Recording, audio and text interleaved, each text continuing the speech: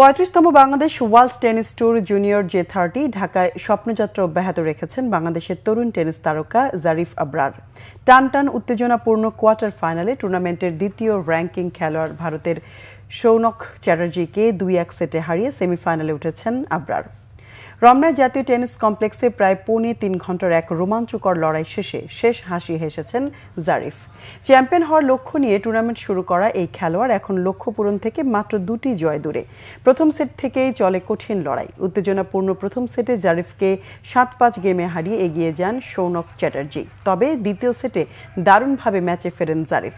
৬-২ গেমে সেট জিতে ম্যাচে আনেন সমতা। এরপর তৃতীয় সেটে শুরুতে ৩-০ এগিয়ে গিয়েছিলেন জারিফ। মনে হচ্ছিল সহজে সেটটি নিজের করে নেবেন, কিন্তু অবিশ্বাস্যভাবে ঘুরে দাঁড়িয়ে ৫-৩ গেমে লিড নেন সৌনক। সেখান থেকেই দুর্দান্ত কামব্যাক করেন জারিফ, ৫-৫-এ সমতা আনেন।